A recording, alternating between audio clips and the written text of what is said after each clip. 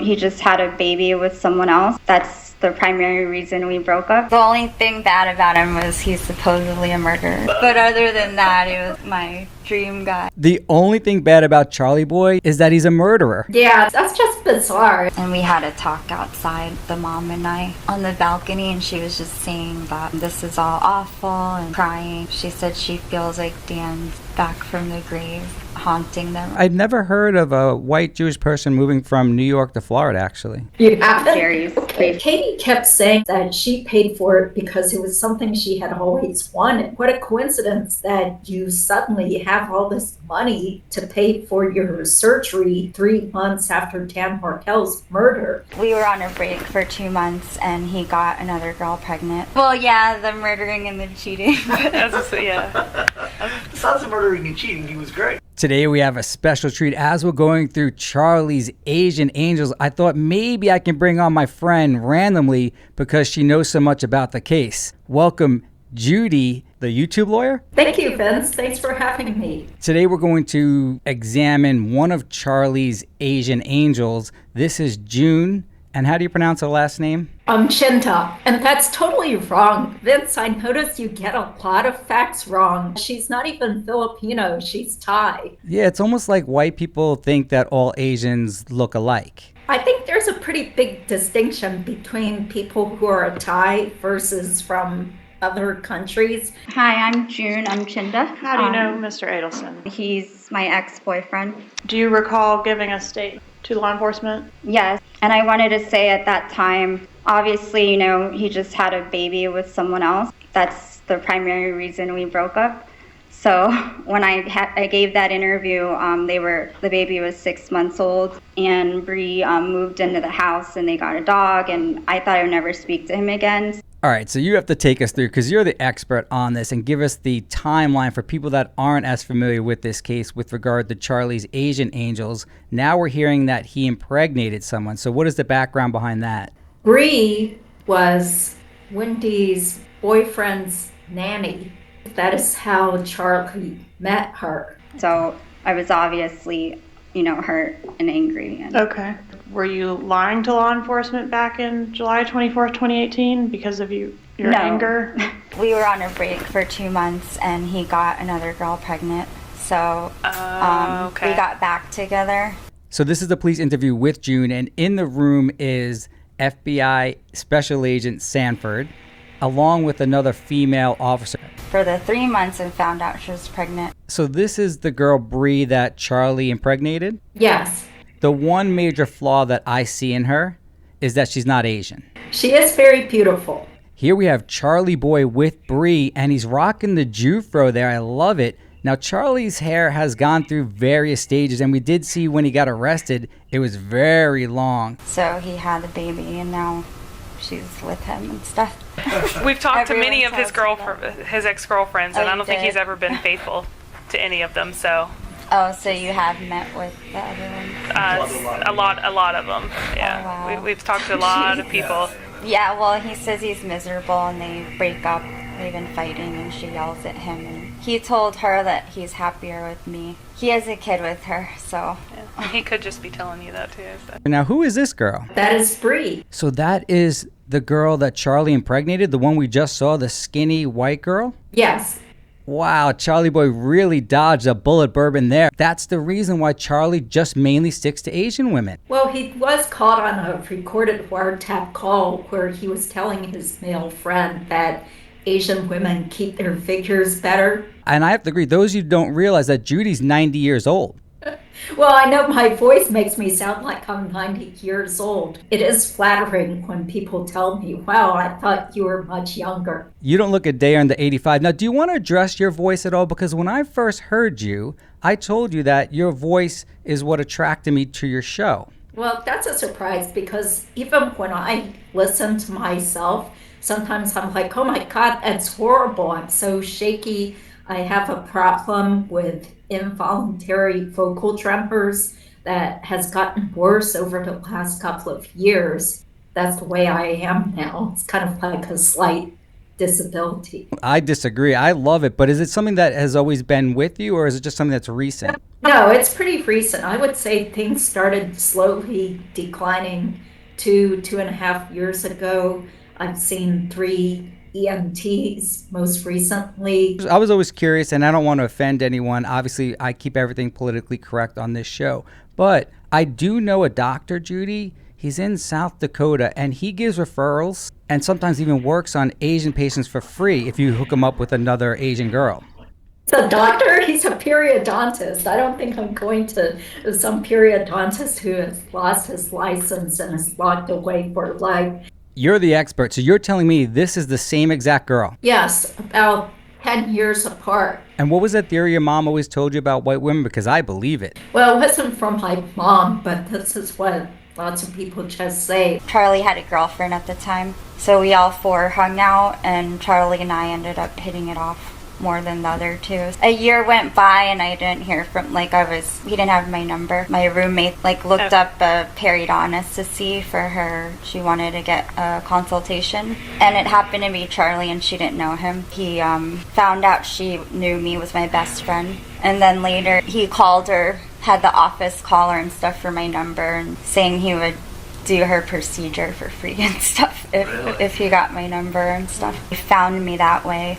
And then ever since then, we've been inseparable. Aw, what a true love story. So Charlie Boy was working on June's Asian roommate, and then he comes to learn that the person he's giving a consultation to knows June, and then he decides, I'll give you free treatment if you get me June's phone number. Do I have that right? But I think that sounds really unprofessional.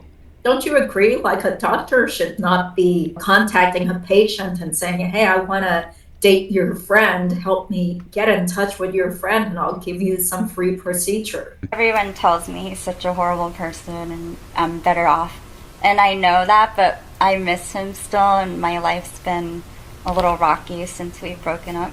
So also he has a family and stuff, and I'm single, and so it's kind of upsetting to me. Yeah, and that he's living with another girl and the baby and a dog and stuff, and I'm by myself. It sounds like she's not necessarily concerned about the murder, but more to the fact that she's not living with Charlie Boy, who has the perfect life now. He's got the dog, the white picket fence, the wife. You can't help but feel sorry for her at this moment, because I feel like Charlie was still leading her on, because he was still calling her periodically and complaining about this baby mama. She definitely was in love, and we're going to see that as we go on here. It's very sad.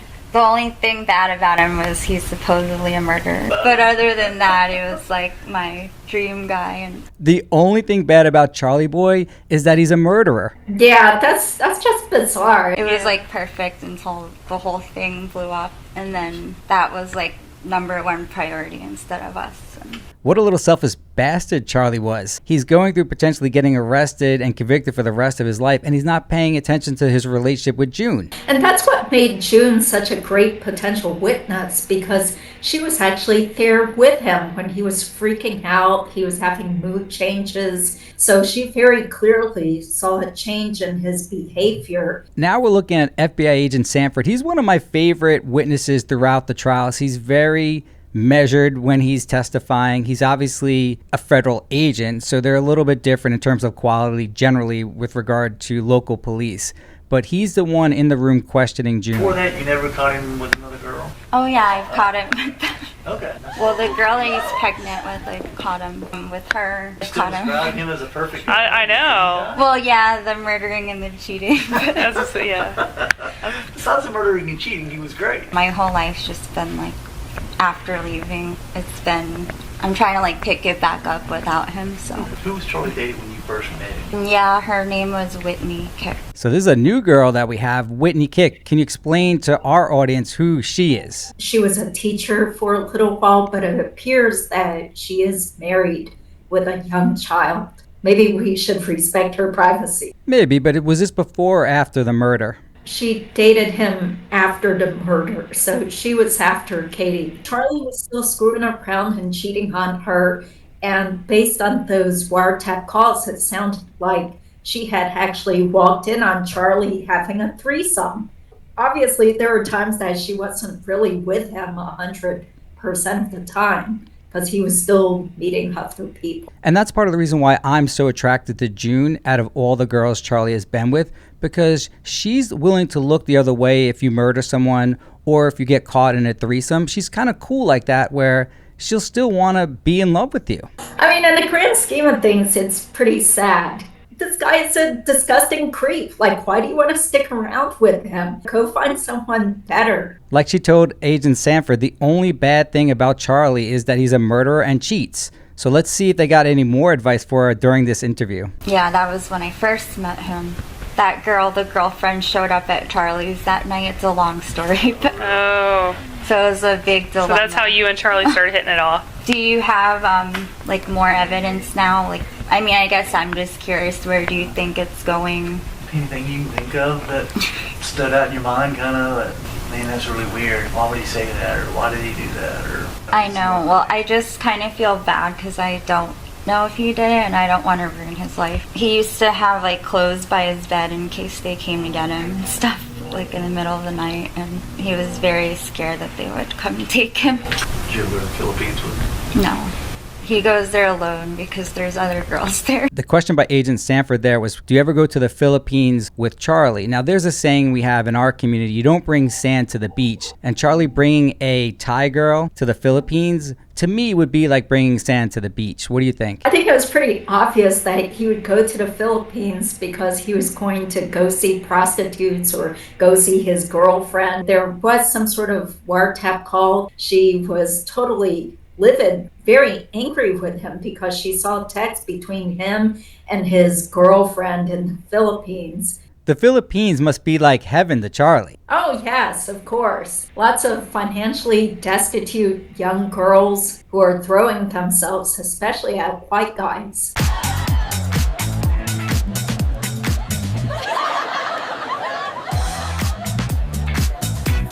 Oh, I wasn't talking about the Asian women. I was talking about the food.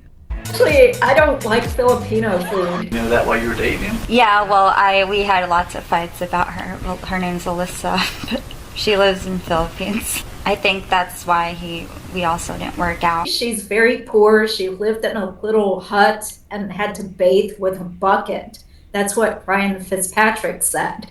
So she was just like a very poor Filipino young lady who somehow met Charlie, probably at a bar. There probably are lots of places where foreigners come to meet the local women. I would hate a place like that. Because Bree, I don't know if she knows he cheats on her too. But Did you talk about a particular way that the money was separated or packaged? I did mention that there was a staple on one of them. In fact, you said that the money was stapled into stacks of $100 bills, didn't you? All his money is like stapled together, the hundreds in bundles. So I was always like, who staples money and stuff? Like, use a paper clip or something. So I was... Duh. Now, obviously, we know the stapled money is a critical issue in this case because the hitmen were paid with stapled money. In your personal life, have you ever seen money stapled? No, not at all. It just seems stupid. Why would you want to poke holes into your money? Just always like, that's weird, but I never said it to him. Yeah. Yeah, like it's the same how they described it. I really don't want to get him in trouble or anything because I really can only tell you what I know. But I feel bad if he's like rotting in jail and stuff. But if he killed somebody, do you think he would deserve to go to jail if he killed somebody? You had somebody killed who has kids and those kids will never see their dad again. I think because I still have some feelings for him that it's like a mixture of things. Dead kid, Smids, no dad, who cares? She still has feelings for Charlie boy. Because that's all she knew. She knew Charlie. Charlie was very nice and generous to her sometimes, despite also treating her like a piece of trash, too. Mr. Adelson give you a lot of gifts during the time that you were dating? No. What about after you were dating? Did you get any gifts after you broke up? What about the herpes, chlamydia, and crabs? We don't know. You don't want to get into defamation territory here, Vince. I'm not necessarily worried about Charlie suing me for defamation. I believe his reputation may be a little bit tarnished to begin with. And obviously, I'm joking. I'm sure those gifts were not given to June after they stopped dating. It could have been while they were dating. Who knows? You're right. And Judy loves to correct me. If you look at the comments, if I make any mistakes at all, she makes sure to correct me. I love reading that when my videos are put out, how many mistakes I made. So I do appreciate you for keeping me on the straight and narrow. I mean, I got usual birthday gifts and such, like Christmas, but not anything out of the ordinary. Okay. Did he buy you any cars? No. Did he pay for any trips for you to go on your own without him? No, he helped me visit my sister for her wedding in Seattle. And was that during the time you were dating or after you broke up? During. What about Katherine Magbanua? Do you know who she is? Katherine Magbanua. Katherine Magbanua. Did you have anything to do with the murder of Dan Markell? No, ma'am. Are you doing a sentence for murder? Yes, ma'am. You were convicted of murder? Yes, ma'am. And is that the murder of Dan Markell? Yes, ma'am. And here's another one of Charlie's Asian angels, another girl who was willing to go to jail rather than rat out Charlie boy. Charlie was good at selecting his Asian women. I mean, they're still in love with him, apparently, and they're willing to actually risk their life in jail. We know that she was offered immunity, Judy, correct me if I'm wrong. Basically, she would never have to spend a day in jail if she flipped on Charlie and her husband. That just kind of goes to show the brainwashing that Charlie would do to these younger women who were more susceptible, especially Katie, because she was poor, she was constantly broke. I'm sure she expected to continue getting some gifts and favors from him for the rest of her life. And that's exactly why Georgia was questioning June about when she got the gifts, because we know Charlie boy was giving gifts to our princess here after they broke up, and obviously he was doing it to keep her quiet. Now, she has agreed to testify, and her testimony is valuable. What type of sentence reduction is she looking at? At this point, we don't even know if she is going to get a sentence reduction. It could be that there could be a deal made after these trials are completed. I agree. And speaking of reductions, what was the issue with her breast augmentation? Katie got breast augmentation surgery from Dr. Rudner, who is nicknamed Dr. Boobner because he does so many of these breast augmentation jobs. Makes sense. Down near Miami. Just a few months after Dan Markell was murdered, Katie got this boob job, and the investigators found out because they were closely monitoring her social media posts, and they saw that her breast size or chest size had suddenly expanded. So after doing some sleuthing, they found out that she did in fact have surgery. Katie kept saying at her first couple of trials that she paid for it because it was something she had always wanted. Well, what a coincidence that you suddenly have all this money to pay for your surgery 3 months after Dan Markell's murder. Well, the good news is she's actually on the prison dating website. You can actually contact her. She is looking to fall in love again. And if I had to speculate, I would say that she has the highest IQ out of all the major players. June is obviously smart, but she's definitely not as intelligent as Katie is. I wouldn't call Katie intelligent. You know, it's a pretty low bar here. We're not even sure if she really graduated from college. I mean, she turned down that deal to get out of prison. A lot of people give her heat for that, but you have to recognize that it wasn't the fact that she was going to flip on Charlie. She was also flipping on the father of her children. King Tato was the one that decided and really played them all in this. He decided to flip. He's going to be the one walking out after all is said and done. Where you have a dentist, you have Katie, you have everyone that's going down here. Donna Sue Adelson going down. King Tato played them all. Yeah, and he wasn't even supposed to be part of the conspiracy from the start anyway. It was Sigfredo Garcia, his childhood friend, who just kind of recruited him and said, hey, I want somebody to come along with me. I need you to help me drive. That's how Tato, Luis Rivera, got recruited. And that reminds me, Judy, I had referred to King Tato as maybe a pint-sized gang member, and I want to retract all of those negative statements I have ever said about him, and it has nothing to do with the fact that he's going to be out of prison pretty soon. I do want to say that King Tato is by far the smartest, the most handsome, the tallest out of all the criminals involved here, and I want to make sure that gets to him. Well, I don't know if his family members are watching YouTube, but I do suspect that Sigfredo Garcia's relative was watching my channel. Well, if you can pass that along, especially make sure he gets up before he's released from prison, I'd really appreciate it. Sure. I've seen her once. I have never physically met her. Where did you see her? She worked at the dermatologist's front desk. So when I walked in, I was a patient. It sounds like we have a little racket going on in Florida where all the white Jewish dentists are passing along all the Asian patients. Obed is a dermatologist, but I think there are just a lot of Jewish people around southern Florida, right? Really? I've never heard of a white Jewish person moving from New York to Florida, actually. You haven't? Jerry's briefly, she greeted me. And the person you referred to as Jerry, that's Dr. Obed? Yes. And that was somebody who was close with Mr. Adelson? Yes. And were they roommates at some point? Yes. How was the family dynamic at that point afterwards? I think the dad held it together, but the mom was a mess a lot when I saw her one night. This is very interesting. They're questioning June about how Donna Sue and her lover Harvey were reacting after. And if you're the agent, you're going to get some real good insight. So it's a great question. And we know June is opening up and she's spilling the beans. So let's hear what happens. She was up crying and her face was swollen. And Charlie says she has to be on painkillers or medication because she's so stressed. And we had a talk outside, the mom and I, on the balcony, and she was just saying that this is all awful and crying and saying she said she feels like Dan's back from the grave haunting them or something.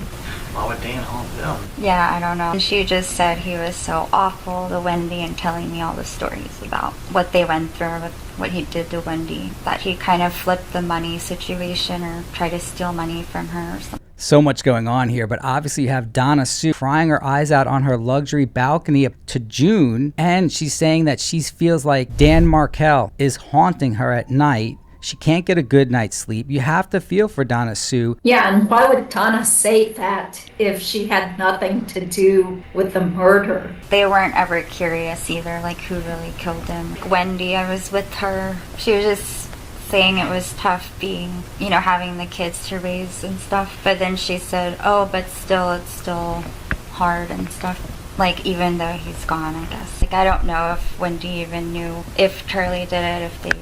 Like, I still don't know if Wendy was involved. What was her attitude toward her family like? Was she acting angry at them, like they might have done something, or was she, okay with them, or...? She would get mad at Charlie a lot about the media and everything the TV said and all that stuff. They would fight, but I never knew the exact reason.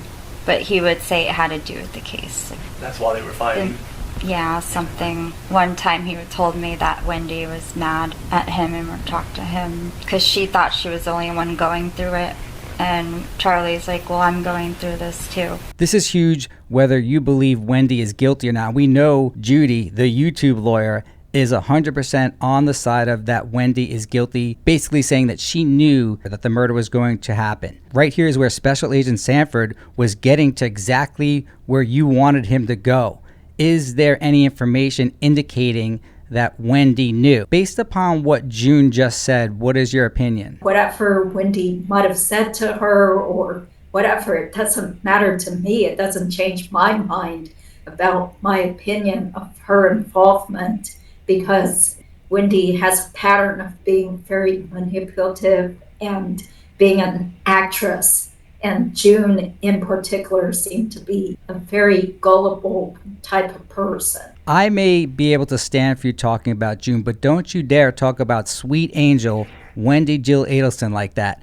I agree on some level. However, the two people she mentioned, Harvey and Wendy, both did not react in the way that the mother, Donna Sue, did, as well as Charlie Boy. Harvey's acting like an innocent person would. And I know you don't want to hear this, but Wendy's pissed off that the TV issue was even brought into play. Nah, you're reading way too much into this. I mean, June hardly said anything. There's plenty of other evidence and much more intricate information out there. I wouldn't just say like, oh, well, based on these 2 sentences that June said, which barely articulate anything, therefore Wendy did not appear guilty. I agree that you can't make your determination based upon what was just said here. And in all seriousness, Sanford was looking for that connection. That's why he's asking those questions. He wanted me to have a kid too, and I didn't want to without getting engaged or married or something. And I knew he was a bad person. So. Yeah. Good for you. I wanted to wait until the case was done also. I'm kind of like on both sides, I feel like, because like I still love him, but I know if he's a bad person, then he would get mad at me if I didn't want to go on the boat because he didn't want to be home. He started getting like, not like crazy violent, just little things. She's speaking now about the time after Katie was arrested. Make him very angry. Like he shoved me before, but nothing like else, just like moved me once. I'm sure that was pretty scary, especially if he's enraged like you say he was. Well, I got scared of him once, yeah, because he was like forcing me to go on the boat. He was like just acting crazy and I wanted to leave because he was scaring me. And wouldn't let me. He was like following me and watching my every move and stuff. Definitely sounds like you were much better off just by hearing from your own words. Yeah, well, now that you're bringing all these times up.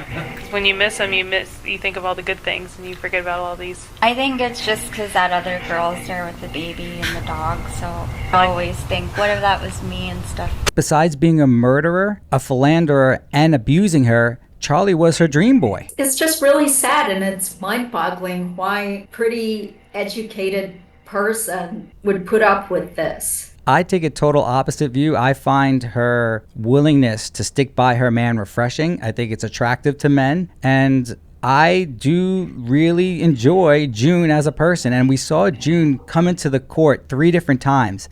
And every single time, those judges' jaws would drop and they'd start babbling. Even our favorite judge from the last trial, he was flirting with her when she walked in, and I understand why. Did you enjoy your tour of the courthouse? I've been here like twice.